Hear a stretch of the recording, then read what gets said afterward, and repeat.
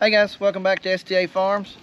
So today on the farm, what we got going on is we're going to be trying to get our pig lot ready for piglets. So what we do, we have a lot that we've made out of corral panels, and then we put an electric fence in front of that, and that's how we train our pigs to the electric fence. So we need to go around it with the weed eater, get the fence back up, work on a couple of the panels, just do some general maintenance here on this lot. So y'all hang with us and we'll show you how we get our pigs trained to electric fence.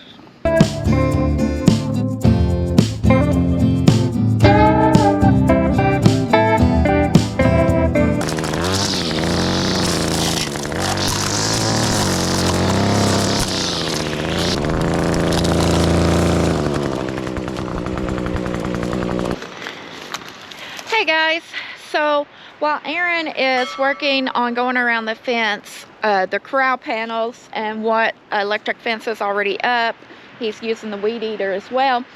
I've got a little project up here closer to what's going to be kind of their home. It's going to be their shelter.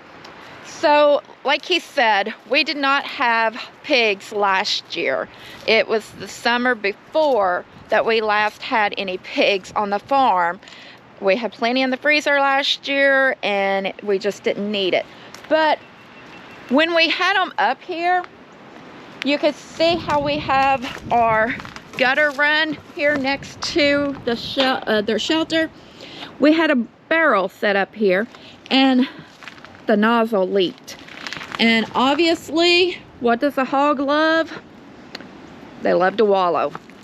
So this little spot right here is where they made them a wallow out of the leaking water barrel. So what I'm going to be doing is, we've got some old pieces of concrete that we took up from down at the barn, and I'm going to try to fill in that hole and get it stacked up. I don't know if it's going to be enough, but we'll go from there after we get it filled in. That's heavier than I was expecting it to be.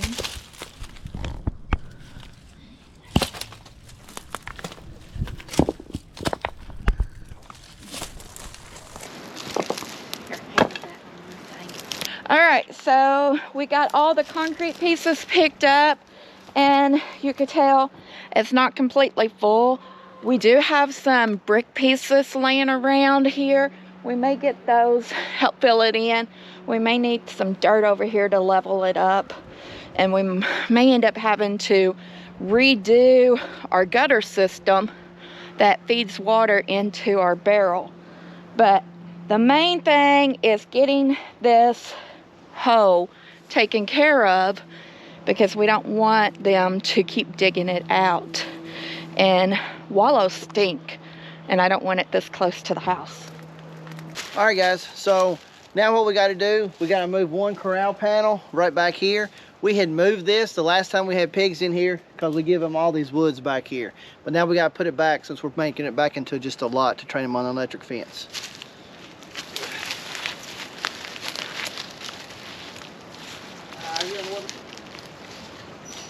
Might just wire it. So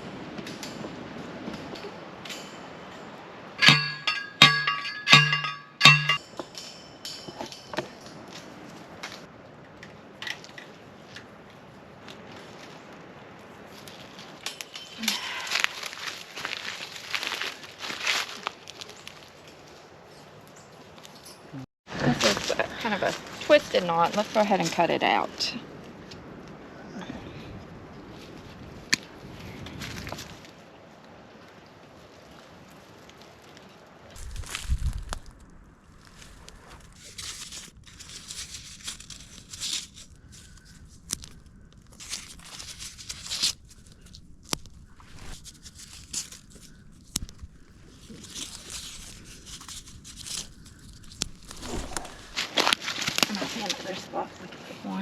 I'd rather have too much ribbon than not enough. yeah. All right guys, so if you can see right here, there's an opening, and this is by design. Whenever we load the pigs up from here to take them to the butcher or to move them to a different pasture, whatever, we back our cattle trailer right here, and this is where the width of the sliding door. So we back it right here, we have a ramp that we put down, and we train them to eat off the cattle trailer. Now, we try to do that at least 2 weeks prior to us loading them up. If it's any more than that, sometimes it works, or if it's any less than that, sometimes it works, sometimes it doesn't. So what we do here, we don't put any wire or anything here. We just have a pallet, and then we prop it up with a T-post. All right, so that's got our electric fence put back. It's got the cattle panel put back up. Now all we got left to do, we need to get our electric fence box out and test the wire, make sure it's hot. All right guys, so we got the fence box put in our container here. So what we do, we don't have a good place out here to keep it out of the weather. So we just get one of these plastic totes here. I've got holes drilled for the fence, holes drilled for the ground, hole drilled for the electric cord. So then we got an electric cord that we run over to our plug, and that powers the fence, which in turn powers all this. So we're gonna get the fence plugged in at the plug-in over at the building, and then we'll come back and we'll check this and see what kind of shock we got. It's not gonna show up on... Guys, I don't know if that's gonna show up on camera, but we're getting 5 popping lights, and that's exactly what we want. If the pigs touch this, and they will until they learn what it is, it's gonna cause them to not want to touch it anymore. And the reason for the cattle panels back here is you need a barrier, because when they first are being, when they're first getting accustomed to the electric fence, you want to make sure whenever they hit it, they go backwards, not forward. So, and we'll try to get some of it on camera. I don't know if we'll be able to, but if a pig, when they first hit it, sometimes they want to go forward, so you actually need a physical barrier so they can't go any further forward. Because if these cattle panels wasn't back here, this electric fence, it wouldn't hold them. So that way, if they go forward, they realize they can't go, and then if they get shocked again and they realize they can go backwards and get away from it, that's what you want. That's how they get it trained to it. So, but we're getting 5 popping lights over here. Now let's go over to our other side and see what we're getting.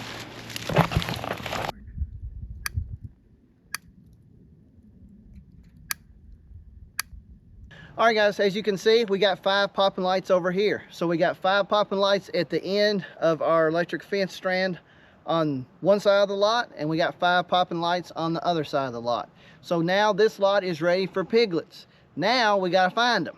We think we can probably find them fairly easy around here, or at least we're hoping to. And when we find some, we'll bring y'all back. We'll show it, getting them in here and them getting accustomed to this lot. Hey guys, so it's a few days later and we are back, and we have found our piggies, our piglets. So anyway, the last we left off on this video, we had gone around our pig lot and fixed the electric fence going along the cattle panels. It was working good. We plugged it in just now. It's still giving us 4 to 5 popping lights. So right now we're gonna get water and feed ready, and then we're gonna get the pigs out.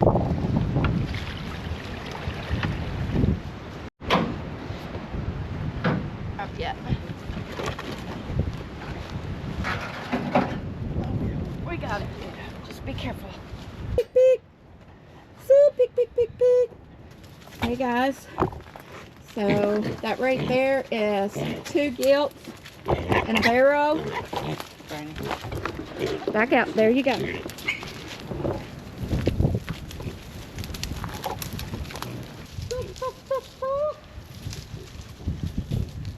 All right guys, so I've gave them feed. The chickens are making their way over here right now. Hopefully the pigs make their way back up here. I don't know if you can see, they're down there. There's a white piece of metal.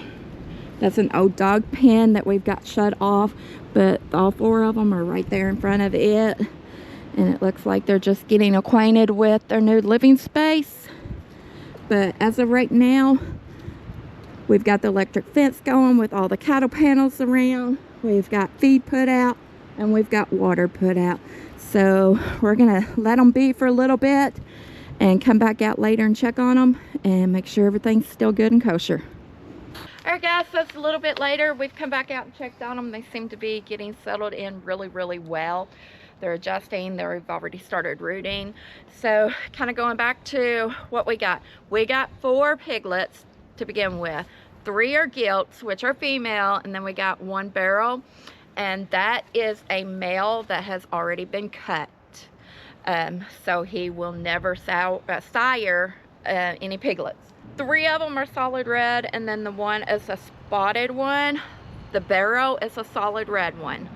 So we have 2 solid red females and a spotted female, and then a solid red barrow or male. So these are some of the best looking feeder pigs we've ever got at this age. They are 7 weeks old. We got them from Kelly and Lloyd. Guys, they've settled in really well. Thank you all. They're looking really good. We're hoping with our woods and feeding the grain that they grow exceptional. We have been talking, and depending on how well they grow, we may decide to hold a couple of them back to breed ourselves. So this is going to wrap up today's video for the pigs, and we hope to see you back on the next one to monitor their progress. Bye.